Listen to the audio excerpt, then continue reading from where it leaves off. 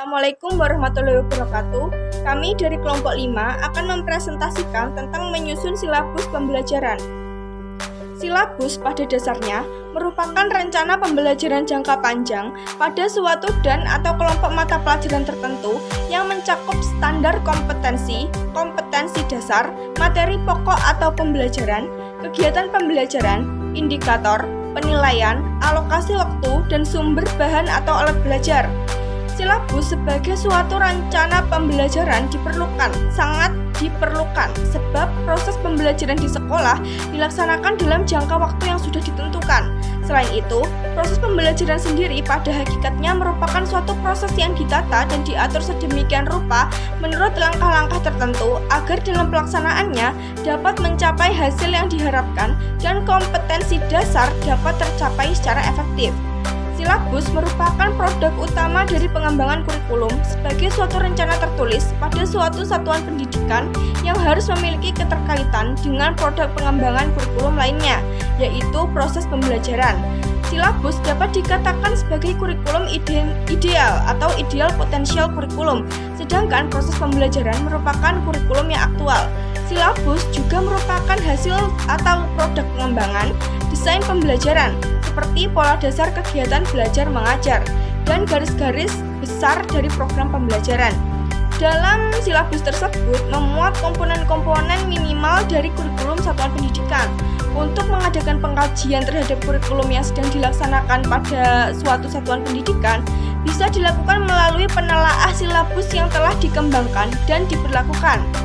Silabus pada dasarnya merupakan program yang bersifat makro yang harus dijabarkan lagi ke dalam program-program pembelajaran yang lebih rinci, yaitu Rencana Pelaksanaan Pembelajaran atau RPP. Silabus merupakan program yang dilaksanakan untuk jangka waktu yang cukup panjang, yaitu dalam waktu 1 semester. Menjadi acuan juga dalam pengembangan RPP yang merupakan program untuk jangka waktu yang lebih singkat. Silabus adalah rencana pembelajaran pada suatu dan atau kelompok mata pelajaran tema tertentu yang mencakup standar kompetensi, kompetensi dasar, materi pokok atau pembelajaran, kegiatan pembelajaran, indikator, penilaian, alokasi waktu, dan sumber bahan atau alat belajar. Silabus juga merupakan penjabaran standar kompetensi dan kompetensi dasar ke dalam materi pokok atau pembelajaran, kegiatan pembelajaran, dan indikator pencapaian kompetensi untuk penilaian. Manfaat dari silabus ini diantaranya adalah sebagai pedoman acuan bagi pengembangan pembelajaran lebih lanjut, yaitu dalam penyusunan RPP, pengelolaan kegiatan pembelajaran, penyediaan sumber belajar, dan pengembangan sistem penilaian. Kemudian yang kedua adalah memberikan gambaran mengenai pokok-pokok program yang akan dicapai dalam suatu mata pelajaran. Kemudian sebagai ukuran dalam melakukan penilaian keberhasilan suatu program pembelajaran. Silabus juga sebagai dokumentasi tertulis atau written document sebagai akuntabilitas suatu program pembelajaran. Komponen-komponen dalam silabus kurikulum 2013 sendiri adalah yang pertama identitas, kemudian kompetensi isi, maksud kami kompetensi inti, standar kompetensi, kompetensi dasar, materi pembelajaran, kegiatan pembelajaran, dan juga penilaian. Langkah-langkah membuat silabus. 1. Mengkaji standar kompetensi dan kompetensi dasar. Standar kompetensi adalah deskripsi pengetahuan, keterampilan, dan sikap yang harus dikuasai setelah siswa mempelajari mata pelajaran tertentu pada jenjang pendidikan tertentu. Sedangkan kompetensi dasar adalah pengetahuan, keterampilan, dan sikap minimal yang harus dicapai oleh siswa untuk menunjukkan bahwa siswa telah menguasai standar kompetensi yang telah ditetapkan. Oleh karena itu, maka kompetensi dasar merupakan penjabaran dari standar kompetensi. 2. Mengidentifikasi materi pokok atau materi pembelajaran. Materi pokok disusun untuk pencapaian tujuan. Oleh karenanya, materi pokok dipilih sesuai dengan kompetensi dasar yang harus dicapai. 3. Melakukan pemetaan kompetensi. 1. Mengidentifikasi standar kompetensi, kompetensi dasar, dan materi pembelajaran. 4. Mengembangkan kegiatan pembelajaran. Kegiatan pembelajaran dirancang untuk memberikan pengalaman belajar yang melibatkan proses mental dan fisik melalui interaksi antar peserta didik dengan guru, peserta didik dengan lingkungan dan sumber belajar lainnya. 5. Merumuskan indikator pencapaian kompetensi. Indikator merupakan penanda pencapaian kompetensi dasar yang ditandai oleh perubahan perilaku yang dapat diukur, mencakup sikap, pengetahuan, dan keterampilan. Indikator dikembangkan sesuai dengan karakteristik peserta didik, mata pelajaran, satuan pendidikan, potensi daerah, dan dirumuskan dalam kata kerja operasional yang terukur dan dapat diobservasi. 6. Penentuan jenis penilaian.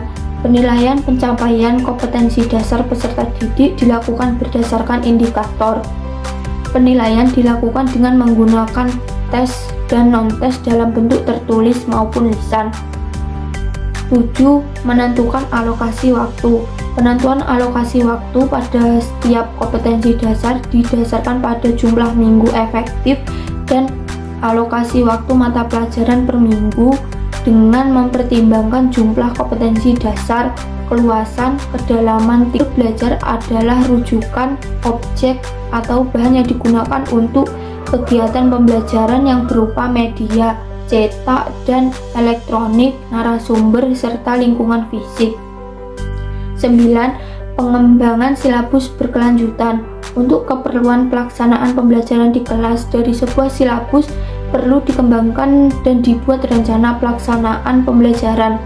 Rencana pelaksanaan pembelajaran yaitu rancangan secara menyeluruh kegiatan pembelajaran yang harus dilakukan peserta didik dalam kegiatan pembelajaran untuk mencapai kompetensi yang telah ditetapkan dan strategi pembelajaran serta penilaian yang akan dilakukan oleh guru dalam proses pembekalan kompetensi peserta didik.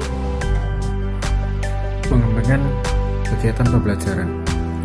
Kegiatan pembelajaran dirancang untuk memberikan pengalaman belajar yang melibatkan proses mental dan fisik melalui interaksi antar peserta didik.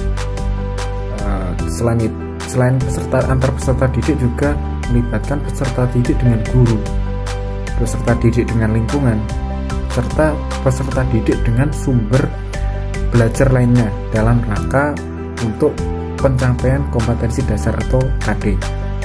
Pengalaman belajar yang dimaksud dapat terwujud melalui penggunaan pendekatan pembelajaran yang bervariasi dan terpusat pada peserta didik. Pengalaman belajar memuat kecakapan hidup yang perlu dikuasai oleh peserta didik.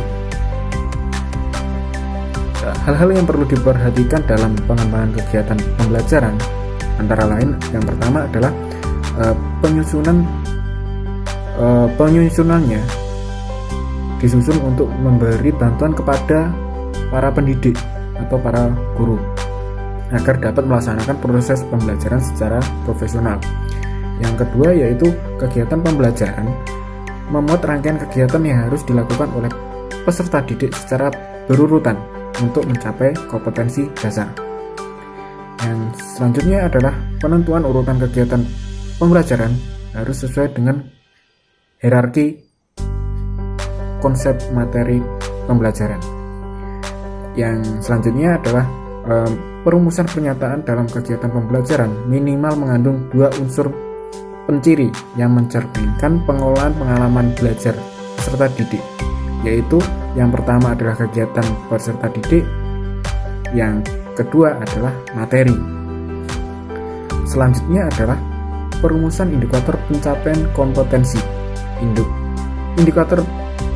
Indikator merupakan penanda pencapaian kompetensi dasar yang ditandai oleh perubahan perilaku yang dapat diukur, mencakup sikap, pengetahuan, dan keterampilan. Petunjuk dalam perumusan indikator adalah: pertama, indikator dirumuskan dalam bentuk perubahan perilaku yang dapat diukur keberhasilannya. Yang kedua, perilaku yang dapat diukur itu berorientasi pada hasil belajar, bukan pada proses belajar. Yang ketiga, sebaiknya setiap indikator hanya mengandung satu bentuk perilaku. Indikator tersebut dikembangkan sesuai dengan karakteristik peserta didik, mata pelajaran, satuan pendidikan, potensi daerah, dan dirumuskan dalam kata kerja operasional yang terukur atau dapat diobservasi. Indikator digunakan sebagai dasar untuk menyusun alat penilaian.